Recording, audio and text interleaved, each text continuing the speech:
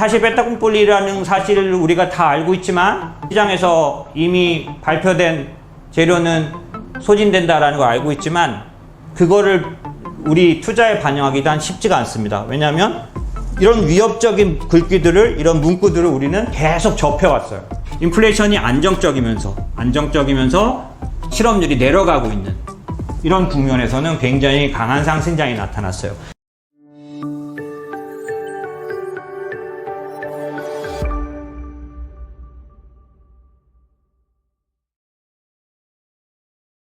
이제 금요일 날 상당히 시장이 들썩들썩했고 주말 내내 나왔던 뉴스가 뭐냐면 그렇게 기다리던 소비자 물가 지수가 5.0이 나왔는데 이거는 생각보다 기대보다 더 높았던 거예요. 4.7 정도가 컨센서스였으니까 5.0은 굉장히 높은 거고요. 코어 근원 소비자 물가가 3.8까지 나왔는데 사실 이거는 여러분이 잘 실감 안 되시겠지만 여길 보셔야 될 거예요. 근원 CPI가 3.8이 나온 건 몇 년, 92년 이후 처음이고요. 5.0이 나온 건 2008년 이후에 처음이에요. 엄청나다는 거 아실 수가 있죠. 이런 숫자가 나온 건 사실 시장이 뒤집어질 일이었죠. 당연히 물가가 높아졌으니 금리에 영향이 있을 줄 알았는데 금리가 하락을 해버렸어요. 그러니까 사실상 그렇게 걱정스럽던 금리가 실제로 걱정스럽게 나왔는데 금리가 오히려 내려버렸다라는 거고, 그러자마자 주말에 막 이런 것들이 막 달리기 시작합니다. 성장주 장세는 아직 아니다. 성장주 시간 다시 올까? 뭐 이런 거고, 여기 보면은 해외에서 볼 때는 맨날 성장주 가치주 뭐 나눠서 얘기하는데 말장난하냐? 뭐 이런 얘기입니다. 결국에는 이 금리가, 장기물 금리가 빠졌다라는 사실이 엄청나게 시장에서는 충격이었고, 사실 좀 납득이 안 되는 상황이었죠. 그럼 이게 조금 전에 제가 설명드린 것처럼 이제 재료가 공개되면 반대로 움직이는 그런 흐름이냐. 그렇게 본다면 앞으로도 장기금리는 계속해서 하락할 수 있다라고 볼 수 있겠고, 아니라면 어떤 모습을 가질 거냐라는 거 생각을 해볼 필요가 있는 거죠. 사실 베타공폴리라는 사실을 우리가 다 알고 있지만 시장에서 이미 발표된 재료는 소진된다라는 걸 알고 있지만 그거를 우리 투자에 반영하기도 쉽지가 않습니다. 왜냐하면 이런 위협적인 글귀들을, 이런 문구들을 우리는 계속 접해왔어요. 그리고 시장은 늘 이렇습니다. 그러니까 어떤 얘기냐면, 사실 지난번에 제가 여러 번 방송에서 말씀드리기를, 테이퍼링이 발표되고 나면 오히려 금리는 빠지더라. 실제로 발표가 되고 나면 항상 금리는 오히려 내려갔다. 이렇게 말씀을 드렸지만 여러분들에게 가까이서 늘 보실 수 있었던 내용은 이런 거죠. 30년간 이런 물가는 없었다. 30년 만에 인플레이션인데 이게 어떻게 얼마나 엄청날지 모르겠다. 인플레 생존 투자법이라든지, 심지어는 버크셔 주주총회 때 상당한 인플레라고 생각이 된다라고 말했다라는 거고, 대규모, 이건 지난달 인플레이션이었죠. 4점이 나오고 이제 조정장이다, 이런 얘기가 나오고 있기 때문에 사실 우리는 베타공폴리라고 생각하면서 이제 실제로 물가가 높게 나오고 나면 실제 금리는 반대로 갈 거야, 이렇게 생각하기가 쉽지가 않아요. 근데 사실 아까 보여드린 것처럼 답을 딱 보고 나니까 그러네, 늘 그래왔지, 이렇게 생각하실 수 있는 거잖아요. 하지만 중간에는 이런 위협 속에서 우리는 어찌 될지 몰랐고, 그래서 여러분이 의사결정할 때 어떤 고생을 겪었냐면, 어떤 분은 이게 다 지나가고 나서 사야겠다라고 생각해서 아직 투입을 안 하신 분이 있겠고, 어떤 분은 기존에 들고 있던 것들이 인플레이션 때문에 떨어질지 몰라서 팔아 놓으셨을 수도 있겠고, 또 여기서 말하는 대로 인플레 생존 투자법에 따라서 종목을 바꿔 놓으셨을 수도 있으셨을 거예요. 그렇죠? 그런 면에서는 말씀드린 것처럼 저희가 투자가 그렇게 만만치는 않습니다.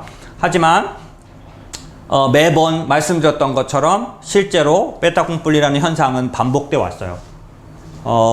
중간에 발표가 나고 나서 실제로 사실이 반영되기 전까지는 항상 테이퍼링이라든지 물가 관련해서도 언제나 올랐지만 발표 나고 나면 내려가는 그런 현상들을 가져갔다는 거죠. 그런 측면에서 그냥 속 편하게 앞으로도 늘 뭔가 발표되면 실제로 시장에서 나오고 나면 반대로 갈 거야 이렇게 생각하면 설명을 할지 모르겠지만 사실은 어떻게 될 거냐를 확실히 내가 알고 있지 않은 이상은 어려운 문제인 거죠. 그런 측면에서 저희에게 지금 만약에 의사결정을 위해서 좀 중요한 사실이 있다면 뭐냐면 금리가 앞으로 이번에 엄청난 물가 지수에도 불구하고 내려갔던 것처럼 앞으로 지속적으로 내려갈 것 같으냐. 이 문제는 굉장히 중요한 문제죠. 왜 중요합니까? 왜 중요하죠? 왜냐하면 물가가 계속 지금보다 높아진다고 생각을 해서 물가가 올라갈 거 생각해서 갖고 있는 포지션이나 투자나 모든 것들이 많이 있어요. 반대로 이게 계속 내려간다면, 예를 들면 금리가 계속 내려간다면 우리가 제일 먼저 생각할 수 있는 건 뭐냐면 채권을 투자할 수 있다. 그죠? 만약에 계속 금리가 떨어질 거라면 이제부터 채권을 사면 수익이 날 거예요. 저희는 벌써 여러 번에 걸쳐서 말씀드렸지만 저희는 채권이 마이너스를 날 거라고 생각해서 잠시 갖고 있는 자산에서도 채권을 안 가져간 지가 꽤 오래됐죠. 예, 실제로 지금까지는 그렇게 사실 그래서 도움을 받아왔습니다. 근데 만약에 이제 금리가 내려갈 거라고 본다면 그런 것도 달라지겠죠. 또 하나는 아까 그 문구에서 다 보신 것처럼 성장주, 소위 말하는 기술주들은 금리가 내려가는 국면에서 요즘 그래서 지나간 한 주 동안에 나스닥이 좀 더 많이 올랐어요. 그러니까 당연히 금리에 대한 생각을 우리가 판단하는 건 굉장히 중요한데, 그런 측면에서 그냥 단순하게 빼딱공뿔이라고 해서 이제는 밝혀졌으니까 반대로 갈 거야 라고만 생각할 수 없는 요인들 때문에 사실 우리는 자세히 좀 들여다봐야 하는 일들이 있는데, 이번에도 마찬가지. 그러면 앞으로 여러분들이 어떤 의사결정을 위해서 금리에 대한 생각을 가지려면 어떻게 가지면 좋을지라고 하는 면에서 제가 한번 그럼 그 금리에 대한 내용을 한번 자세히 살펴보자는 거죠. 조금 전에 말씀드린 것처럼 서프라이즈가 나왔어요. 그래서 헤드라인도 코어도 전부 다 생각보다 높은 5.0 그 다음에 3.8이 나온 거죠. 그래서 예상치보다 다 높았습니다. 그런데 보신 것처럼 금리는 오히려 내려가 버렸던 거죠.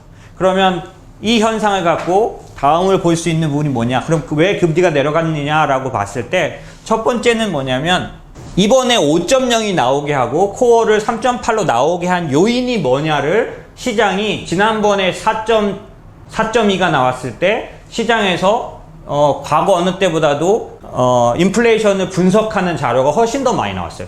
저는 처음 봤어. 사실 제가 그날 4.2가 나온 날 저녁에 방송이 있었어요. 그래서 그날 제가 그 중고차라든지 뭐 이런 것들을 넣어가지고 방송을 했거든요. 그 자료를 보여드리면서. 그런데 저만 한 게 아니었어요. 그죠?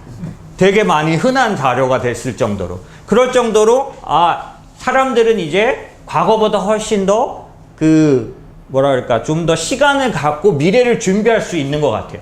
예전에 지금보다 바로 직전번에 테이퍼링이 왔을 때는 그냥 왜 그랬는지 모르는데 그냥 아무 생각 없이 당했어요. 그래서 갑자기 숫자가 나오면 폭락하고 막 이런 일들을 여러 번 경험했는데, 이번에는 그래서 그런지 안 그런 것 같습니다. 그 분석 자료를 똑같이 분석해 본 거예요.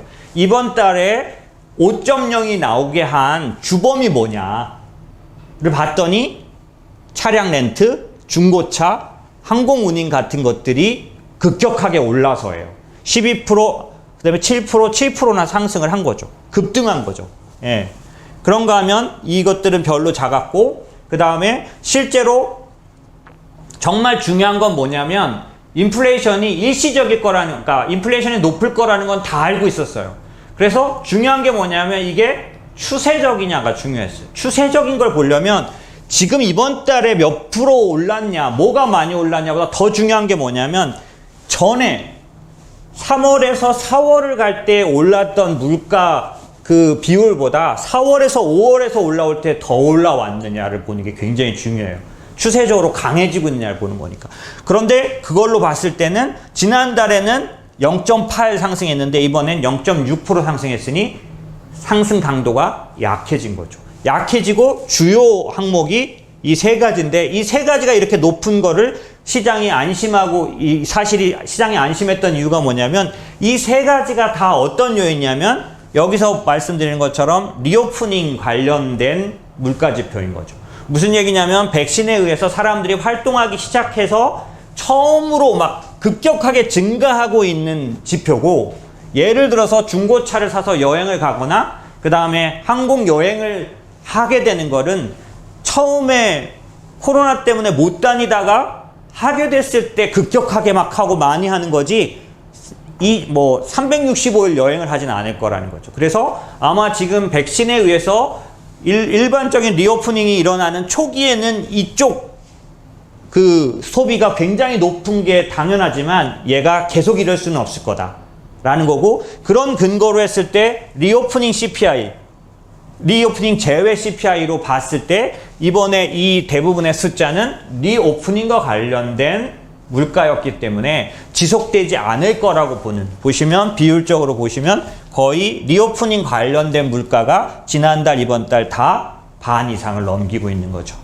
예, 이것 때문에 시장은 그 자체에서 이미 지속적인 요인은 아니다라는 거고, 하나 더 보자면, 그러면 이런 리오프닝 요인은 아니면서 다음 달에도 물가를 꽤 높게 나오게 할 요인은 남아있는데, 시장에서도 알고 있겠지만 어떤 거냐면 주거비 항목이에요. 현재 미국의 주택 관련된 그런 비용은 굉장히 상승해 있는데, 이 주거비는 그렇게 한 달 다르고 다음 달 다르고 할 수 없기 때문에 상당 부분 주거비로 인한 물가, 그 다음에 원자재 가격으로 인한 물가는 다음 달에도 남아있을 가능성이 높습니다. 다만 기저효과라는 게 명확할 만큼 아까 말씀드린 일시적인 요인에 의해서 숫자가 크게 나온 것만큼은 분명하기 때문에, 그렇기 때문에 다음 달에 물가가 높게 나오더라도 그 정도는 지금의 이 요인들이 사그러지고 나면 숫자는 적어지게 돼 있다라는 거죠. 2.5 이상은 나오겠지만 얘네들 요인을 빼고 나면 지금처럼 4.5, 4.2, 5.0을 가진 않을 거라는 게 시장이 생각하고 있는 겁니다. 그런 측면에서 봐서 시장은 추세적이지 않다라고 보는 거고요. 사실 연준은 이 사실을 보고 오히려 굉장히 안심했을 수 있습니다. 왜냐하면 물가가 나타나지 않으면 연준은 굉장히 오히려 고민에 빠지는 상태이기 때문에, 그러니까 이 물가라는 게 사실 계륵과 같아서 없으면 이제 당장 여러분 내일 오늘 인터넷에서 찾아보시면 금리가 빠지고 나니까 오늘 오후에 저녁자로 많은 헤드라인에서 무슨 얘기가 나오냐면 디플레이션 공포 얘기가 나옵니다. 경기가 생각보다 좋아지지 않을 수 있다. 그거를 금리가 먼저 반영한 거 아니냐. 이게 뭐냐면 금리의 어떤 금리를 굉장히 모든 것을 알고 있다라는 그런 식으로 금리를 생각하는 겁니다. 왜냐하면 사실 금융시장에서 금리는 저도 오랫동안 금융시장에서 금리로 시장을 보는 방법에 대해서 오랫동안 여러 가지로 얘기해 왔던 사람이에요. 왜냐하면 금리는 굉장히 많은 걸 말해줘 왔습니다. 그렇기 때문에 만약에 금리가 생각 없이 떨어지지 않을 거기 때문에 지가 이렇게 떨어졌다면 이유가 있다. 그거는 오히려 위험을 반영한 거일 수 있다. 지금 현재 시장의 위험은 디플레이션, 생각보다 경기가 안 좋은 거 아닌가? 라는 위험일 수 있다라는 게 아마 인터넷에 찾아보시면 상당한 헤드라인으로 올라와 있을 겁니다. 그런 측면에서 볼 때 인플레이션이 없지는 않는 이런 상태는 연준에겐 굉장히 마음에 드는 만족스러운 거고, 소위 우리가 그런 면에서 골디락스라고 말하는 거고요. 그런 측면에서 이번 상황을 금리는 이래서 내렸다라고 생각할 수 있지만 앞으로는 어떻게 될까?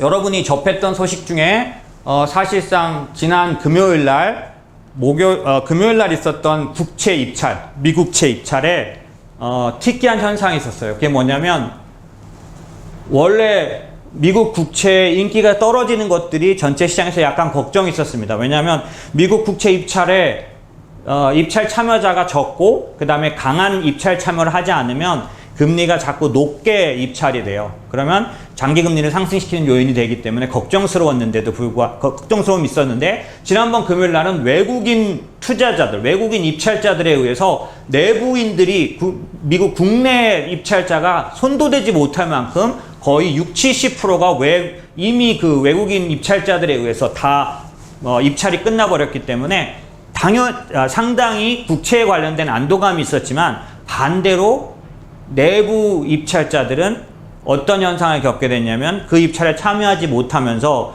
결국 어떤 현상을 겪게 되냐면 국채 매도를 쳐놨던, 무슨 얘기냐면 국채가 계속 금리가 올라갈 거라고, 그러니까 요번에 물가가 나오면 금리는 또 뛸 거라고 생각해서 투자해놨던 그 포지션에 채권을 사가지고 갚았어야 되는데 못 사는 바람에 소위 말하는 숏스퀴즈가 일어나서 마지막 장에서는 또 채권 엄청나게 사자를 또 내국인들이 들어가 버리는 바람에 금리가 좀 떨어진 현상도 같이 들어가 있었기 때문에 어떤 사람들은 숏스퀴즈에 의해서 빠진 거지 물가하고 상관없다라고 한 사람도 있는데 사실 그거는 좀 너무 과한 얘기입니다. 숏스퀴즈가 있긴 있었지만 그 전에 이미 외국인 투자자들에 의해서 입찰은 엄청난 양으로 이루어졌고 그들도 바보가 아니기 때문에 물가 같은 건 안 보고 무조건 국채 입찰하지는 않습니다. 그런 측면에서 그런 일이 있었기 때문에 혹시라도 제가 지금 이런 얘기 드릴 때 나중에 그런 얘기 보면서 아, 저 사람 그걸 모르고 말했네 라고 말할까봐 지금 말씀드리는 거예요. 모르고 말한 게 아닙니다. 자, 그러면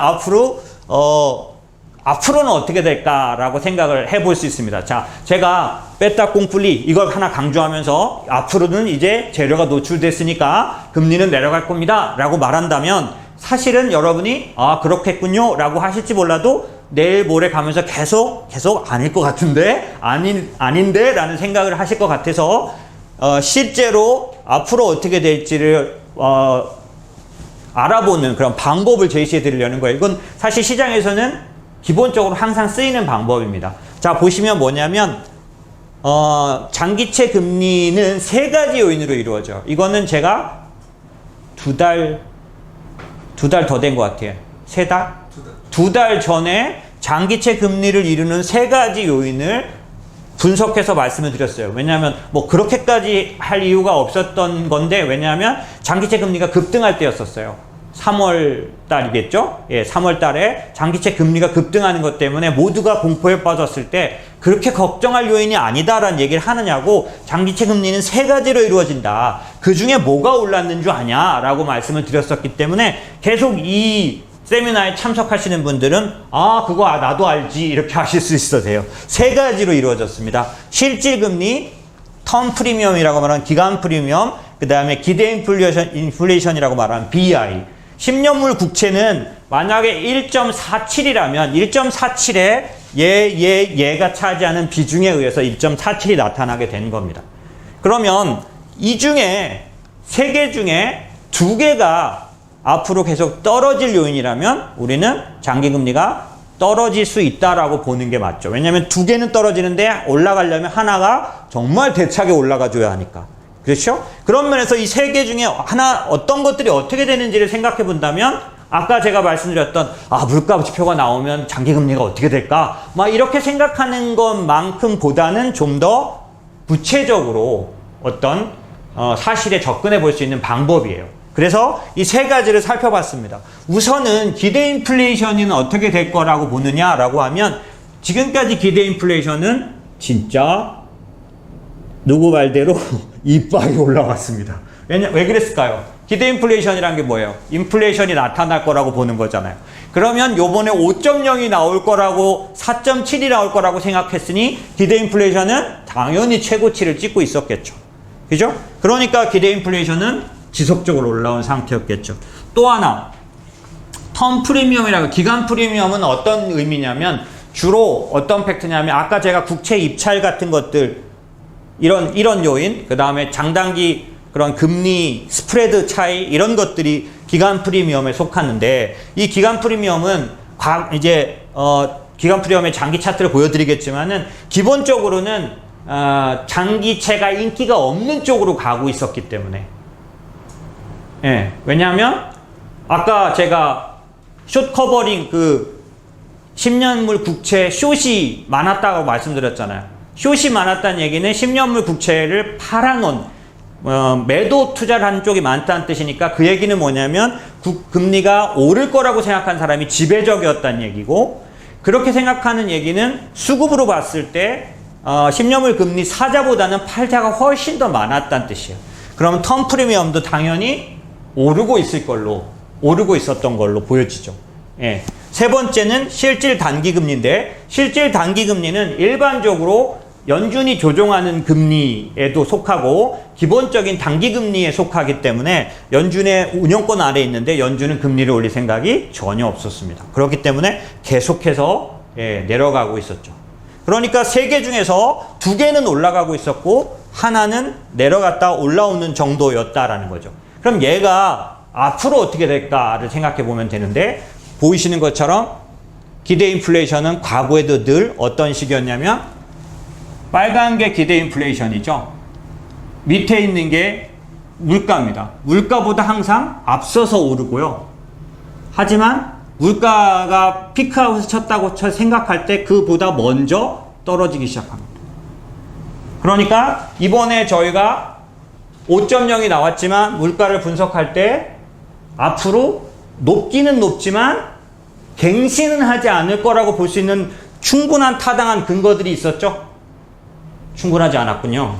그래서 다시 한번 보면 지금 말씀드린 것처럼 높여놓을 수 있는 요인들이 단기적이었기 때문에 다음번에 아까 주택 같은 그런 인플레이션에서 가장 영향을 많이 미치는 거 두 가지예요. 하우징에 관련된 거, 헬스케어에 관련된 거. 둘 다 아직 물가가 가라앉지 않았습니다. 그리고 주택 관련해서는 심지어 연준에서 MBS를 사는 걸 줄여야 하지 않냐라고 말할 정도로 수요를 줄여서 인플레이션을 조절하려고 할 정도로 주택 관련된 인플레이션은 현재 높은 상태예요. 근데 이거는 쉽게 없어지지 않기 때문에 앞으로 지속될 거다라고 말했고, 아까도 말씀드린 것처럼 그런 요인들이 원자재 가격이 높은 것도 아직 공급 쇼티지가 충분히 해결되지 않았기 때문에 조금 지속될 걸로 보여진다는 거예요. 인플레이션은 나타나지만 이런 애들이 어떻게 된다고요? 이제 리오프닝 이제 충분히 흥분해서 여행하고 다 하고 나면 이제 제정신 들어서, 그죠? 다시 생활로 돌아가면 지금처럼 이렇게 항공운임이 엄청나게 올라가는 이런 일이 있지 않을 거라는 거죠. 그러면 높기는 높지만 피크 아웃이 됐을 걸로 보인다는 거죠. 피크 아웃이 되면 말씀드린 것처럼 BI는 그것보다 먼저 꺾이는 경향이 있기 때문에 보시면 여기서 피크 아웃이 일어났지만 BI는 더 먼저 꼭대기를 찍고 내려가기 시작하죠. 그런 측면에서 향후에 이 기대 인플레이션은 내려가기 시작한다.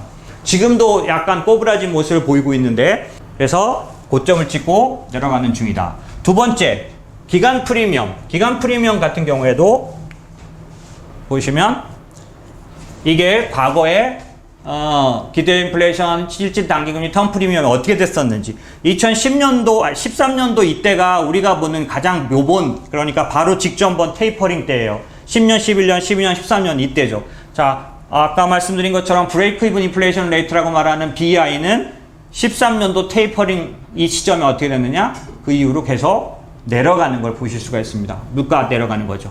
그 다음에 텀 프리미엄도 마찬가지 13년도 테이퍼링으로 인해서 시장에서 금리 인상 기대감이 극대를 찍은 다음에는 내려가고, 이 박스를 넘기지 못하고 이번에 여기까지 왔지만 다시 내려가는 중인 거를 우리가 알 수 있죠. 그러므로 지금 브레이크 이븐 인플레이션 레이트 BI도 향후 과거 경험대로 하자면 이제 꺾여서 내려갈 거고, 텀 프리미엄도 확실하게 내려갈 거기 때문에 세 가지 중에 두 가지는 과거대로 봤을 때 확실하게 이제는 아래를 향해서 가고 있을 거라는 거고요. 다만 실질 단기금리라는 게, 요번에 실질 단기금리는 하락하면서 충분히 내려온 상태였지만 실질 단기금리는 어떤 식으로 움직이느냐면 2013년도에 금리가 올라갈 때 다소 따라 움직이는 모습이 있으니까 실질 단기금리도 계속해서 아래로 내려가지는 않고요. 실질 단기금리는 사실 좀 굉장히 중요한데, 왜냐하면 실질 단기금리가 지속적으로 강하게 올라가면 시장이 조정을 합니다. 꾸준히 올라가는 거는 문제 없어요. 왜냐하면 금리 자체가 올라가는 국면에 들어갔기 때문에. 하지만 빠르게 올라가거나 강하게 움직일 경우에는 시장이 항상 조정을 합니다. 2015년, 16년도 이럴 때들 다 시장 조정이었었어요. 그래서 실질 단기금리는 복병이 될 수 있습니다. 하지만 현재는 어떠냐 하면 올라갈 수 있는 그런 모양만 있을 뿐 현재 실질 단기금리가 지난 금요일 날에는 빠졌어요. 내려가면서 끝났습니다. 그렇기 때문에 아까 이제 말씀드린 것처럼 장기금리가 내려간 요인도 크고 향후에 세 가지 요인 중에서 두 가지 요인은 확실하게 내려가기 때문에 장기금리가 예전처럼 계속해서 걱정스러울 정도로 올라가는 요인이 될 수는 없다라고 보는 게 상식적일 거라고 보여집니다. 그런 측면에서 장기적으로 금리가 지난번 3월달처럼 시장을 위협하지는 않을 거로 보여지고요. 또 하나 금리가 계속해서 약세거나 강세가 아니고 급하게 오르지 않을 거라고 생각하는 두 번째 이유, 샘플이 있습니다. 샘플은 뭐냐면 중국인데요. 중국은 미국보다 한 5개월 정도 앞서서 리오프닝과 같은 상황을 경험했어요. 그래서 실제로 이 까만 게 중국 국채금리인데 국채금리가 올랐었습니다. 그런데 실제 ISM 지수나 PMI가 발표되고 나서 거꾸로 중국 금리는 빠지기 시작합니다. 이게 왜 중국이 미국보다 5개월 앞섰다고 생각하느냐 하면 중국은 먼저 일반적인 리오프닝을 재개한 곳이에요. 그래서 지금 미국보다 한 5개월 먼저 모든 경제가 앞서서 돌아간 거죠. 그런 측면으로 봤을 때 금리가 올라가려는 모습을 보였다가 실제로 리오프닝이 오고 나서는 금리가 내려가는 모습을 보였기 때문에 미국도 이런 흐름을 따를 거라고 보여지는 거죠. 그런 측면에서는 현재 전체적으로 봤을 때 금리는 앞으로 강한 상승을 할 것 같지는 않다, 이렇게 볼 수 있고요. 그런 얘기를 하면서 저희가 하나 더 확인할 수 있는 게 있는데 뭐냐면 이번에 이제 인플레이션 얘기가 나오고 뭔가 그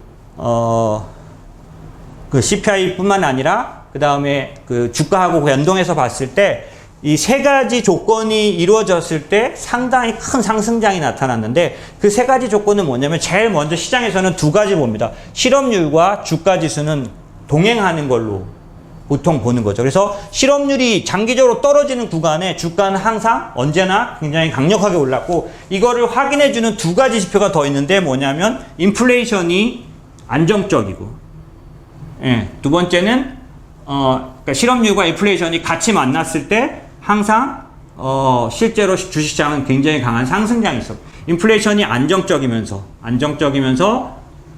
실업률이 내려가고 있는 이런 국면에서는 굉장히 강한 상승장이 나타났어요. 이거 이제 극단적으로 실업률과 주식시장을 완전히 대비시켜 놓은 건데, 그런 측면에서 지금 미국 시장, 그 다음에 전 글로벌 시장은 실업률이 내려가고 있는 중이죠.